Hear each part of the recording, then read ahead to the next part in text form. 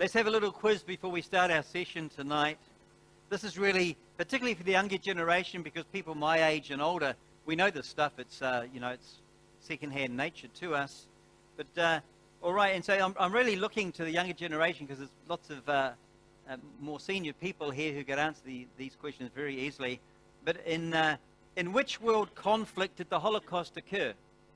Which world conflict did the Holocaust occur? Who can tell me, younger generation? Jemima.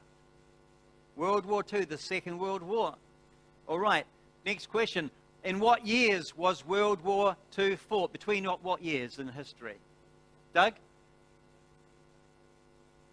1939 to 1945. He deserves a bit of a clap for that one. Everybody should get this one. Who was the German leader during World War II? Deborah. Adolf Hitler. Who was the British leader? Young people. Who was the British leader? Young people. That's Esther. Winston Churchill. Correct. Just a little bit I mentioned about Baljetts. Baljetts was had an awesome memorial of just a lunar landscape of all these rocks depicting the desolation upon the Jewish people during the Second World War and the Holocaust. And particularly this place. This is the railway track. You can see two railway tracks here. You can see a newer railway track on the right of the screen. But the one right before you, not being used now, is the one that brought the Jews to Baljetts. And 600,000 Jews died, were exterminated at Baljetts death camp. That's the sign they looked. That's actually the sign that they had as they came into Baljetts station.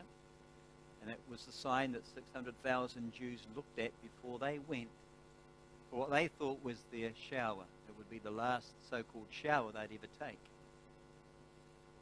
And it's the platform upon which they would disembark from their train at Baljetts. And once disembarked, their camp commandant, Christian Worth, according to testimony, would welcome them with words like this. This is Baljetts. Your stay is temporary. You will move on to work camps where your skills are needed. There is work for everyone. Even you housewives are needed to feed your families and to keep the houses clean. First, I must have your cooperation so that we can get you on your way quickly. We must all have order and cleanliness. Before we feed you, you must all have a bath and have your clothes disinfected. It is necessary for women to have their hair cut. Eyewitness testimony states that's what was said on that platform. 600,000 Jews died in that way. And this is Baljetts, the memorial, which you can't really depict it on the slide exactly the way when you see it firsthand. But the alleyway you see going between the memorial is actually the pathway. The path underneath the concrete was the actual pathway into the gas chamber, which you can see at the end depicted by that slab of concrete in the form of a building. That is the pathway that 600,000 Jews walked to their deaths at the Baljetts death camp. And this is another death camp. This is Majdanek. My wife Jo and I took these pictures when we went and visited Poland in 2011. We talked last week about evidence on the ground. This week we're talking about trauma to a nation and the effect that the Holocaust had upon the children and the people of Israel. This is Majdanek. Majdanek was one of the 6 death camps. It's hard to put this into perspective and say it, but it was the least effective of the death camps. 59,000 Polish Jews died here at Majdanek as well as others. But it produced the lowest harvest rate for the Grim Reaper of death at Majdanek. And yet, Majdanek is one of 2 that give clear evidence on the ground today that this took place. The other one I showed you last week was Auschwitz-Birkenau. Well, this is Majdanek. You can still see the chimney stack there at the crematorium at Majdanek. This is actually the gas chamber at Majdanek. The Soviets managed to liberate this toward the end of 1944. And this is where thousands of Jews were exterminated. And these are the ovens that the Soviet forces came across at liberation time in 1944, and these are the ovens today. Still there. This is evidence on the ground. But when you think about an entire people going to their deaths in this way, it was traumatic upon the psyche of the Jewish people, the Holocaust. This is Lublin. Lublin was once a Jewish city in Poland. It was not far from Majdanek. There were once 30,000 Jews living in Lublin. It constituted about 75% of the population of Lublin. So it was known as a Jewish city. And yet today there's about 40 Jews living there because they were all decimated in the Holocaust. You know, the sad thing about Europe today is you go to places where once vibrant Jewish communities were, there's nothing there but memorials. And in Lublin, this is the memorial. It is a street lamp that continually burns 24/7, day and night, as a reminder and memorial to the Jewish community that is no more, because it was a Jewish city. Tonight we are talking about the trauma to an entire people, the Jewish people. And I think it's good that we have a good turnout and good to see the young people here tonight, because the Holocaust generation is passing away, and it will be up to others like us who know the truth to share the truth, okay? And this is actually a subject that is worthy of our education and worthy of our attention and worthy of our time, okay? The trauma to a nation. I had an Israeli couple visit our house in 2012, and his name was Ronan, and her name was Ayala. They were 28 and 29 years of age. Ronan was had been serving in the Air Force on the ground in Israel, and Ayala was in the Israeli army. They came out to New Zealand to do what a lot of them do. A little bit later, you know, they don't usually come at 28 and 29, usually it's a bit younger than that. But they stayed at our house overnight. And I heard their stories. Ayala's parents, they hailed from Syria and Lebanon. They were Mizrahi or Sephardi Jews from the Middle East. But Ronan's parents, they hailed from Romania. They were Ashkenazi Jews, Romanian. The sad thing about Ronan's Romanian Jewish family line, the only survivors among them because of the Holocaust were his two grandparents, because they were all exterminated. And Ronan's grandparents who survived, which meant that Ronan would succeed them at some stage, was simply because both grandparents were waiting in labor camps in Poland for their turn to be transported to Birkenau, Auschwitz-Birkenau, for their turn. But because of the liberation of the Soviet troops coming through, they were saved.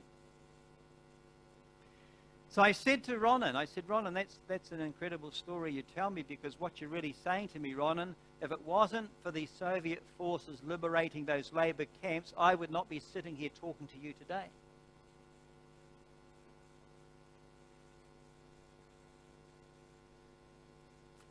Later that day, Ayala came and had a private word to me.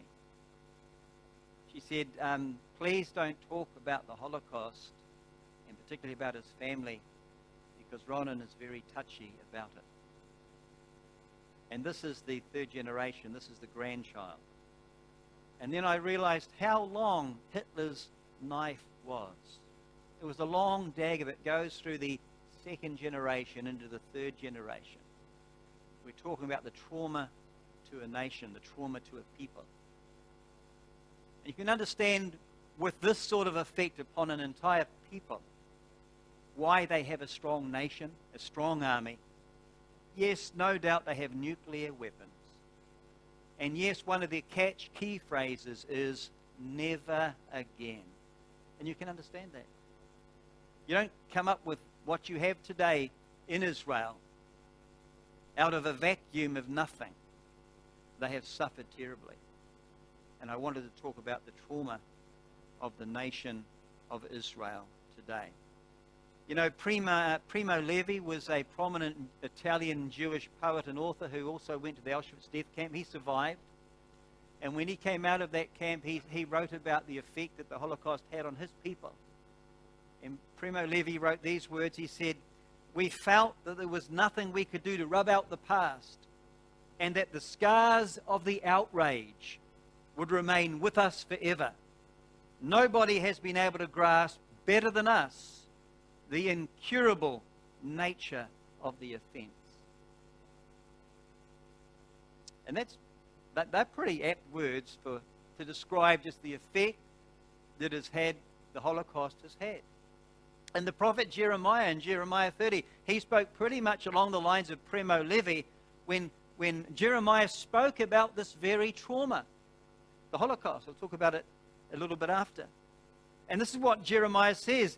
The Lord says, "Israel, your wound is incurable, and your injury beyond healing. There is no one to plead your cause, no remedy for your sore, no healing for you. All your allies have forgotten you. They care nothing for you." In other words, the prophet's saying, as far as man is concerned, no man can heal your pain, Israel. No man. But then he puts it in the context of what the doctor, God, can do.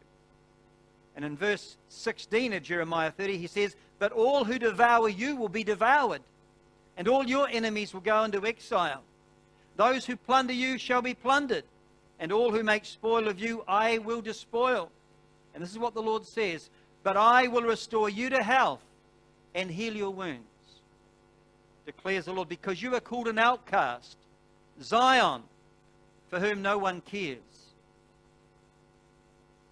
God is in the process of healing his people, Israel. They have suffered the most grievous pain and wound and trauma, and only God can heal Israel. And I believe that the modern state of Israel is part of that healing to the Jewish people.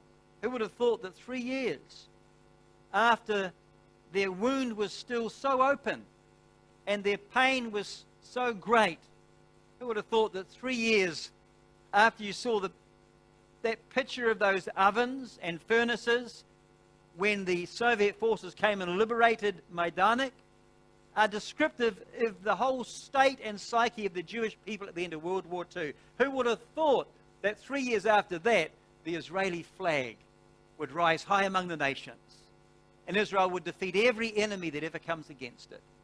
It's a miracle of God. God is in the process of healing his people, Israel. Last week I shared with you some of the testimony of Germans themselves who openly testified to the horrors of the Holocaust and their part in it. And this week I thought I could just share one or two other things before you watch our first clip in a minute. At the Treblinka death camp, which I showed you last week, Treblinka next to Auschwitz was one of the worst death camps. 840,000 Jews. I said 840,000 Jews perished at Treblinka in this deliberate extermination of a race of people, God's people. That's why the war against them was so vicious. Not just that because they were human beings, they were God's chosen people. One of the Jewish slave laborers who was forced to work at cremating the dead at Treblinka would later say that in his way of describing the situation there, he said that what happened at Treblinka was the most terrible vale of tears ever conceived by man. That was his description of the Treblinka death camp. And Franz Stangl was the commandant at Treblinka, who was captured in South America, put on trial in West Germany in the 1960s, and in 1970 he was found guilty and sentenced to life imprisonment because by that time West Germany had abolished the death penalty. However, Stangl only survived 6 months. He had a massive heart attack 6 months into his sentence. He died. But he stated openly at his trial, at the German war crimes, or the Nazi war crimes trial, he said, and I quote him, he said, "I can state, according to my own estimation, that a transport of 30 freight cars with 3,000 people was liquidated in 3 hours. 3,000 in 3 hours at one death camp. When the work lasted for about 14 hours, that's from morning to dusk, or morning to night, late in the night. When the work lasted for 14 hours, 12,000 to 15,000 people were annihilated. That's why Joseph Goebbels, who was the propaganda minister, who visited some of the death camps like Belzec, and when he saw the extermination process, Goebbels would write in his diary, "The procedure is pretty barbaric. Not much will remain of the Jews." So it's hard to actually fully comprehend the pain to entire people. But I just read before how the prophet Jeremiah gave reference to it. But only God can heal it. And God is in the process of healing his people Israel.